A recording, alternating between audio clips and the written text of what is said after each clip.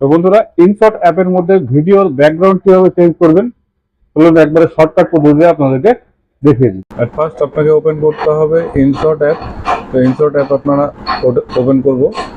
Open করার পরে চলে আসবো আমরা ভিডিও অপশানে। ভিডিও অপশানে যাওয়ার পরে এখানে আমার যেটা ভিডিও আছে নিয়ে ক্লিক করার পরে এখানে ভিডিওটা নিয়ে নেব।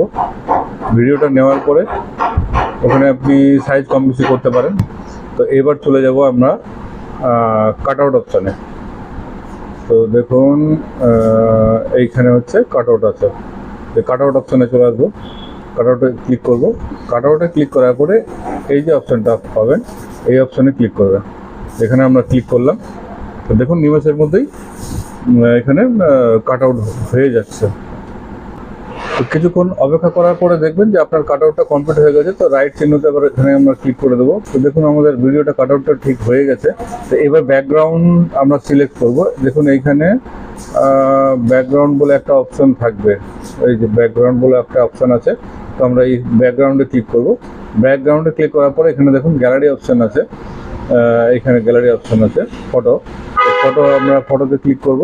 ফটোতে ক্লিক করার পর জাস্ট একটা ইমেজ সিলেক্ট করে নেব। তো ইমেজ সিলেক্ট করার পর দেখুন একটু কম বেশি থাকবে, সেটাকে একটু পিঞ্চ করে নিয়ে জুম করে নেব। জুম করার পরে আমরা রাইটে ক্লিক করব। রাইটে ক্লিক করলেই দেখুন এখানে প্রায় আমাদের ব্যাকগ্রাউন্ডটা রিমুভ হয়ে গেছে। তো একটু জাস্ট প্লে করে দেখে নিই। দেখুন আমাদের ব্যাকগ্রাউন্ড প্রায় রিমুভ হয়ে গেছে। রিমুভ করার পরে আমরা এখানে এক্সপোর্টে ক্লিক করব। এক্সপোর্টে ক্লিক করার পরে আপনার যে রেজুলেশন নেওয়ার ইচ্ছে সেই রেজুলেশন হিসেবে রেজুলেশন নিয়ে এখানে আমরা এক্সপোর্ট করব। তো এক্সপোর্ট করার কিছুক্ষণের মধ্যেই দেখুন এখানে পার্সেন্টেজ উঠতে শুরু করবে। পার্সেন্টেজ উঠতে উঠতে আপনার ভিডিওটা অলরেডি সেভ হয়ে যাবে আপনার গ্যালারিতে।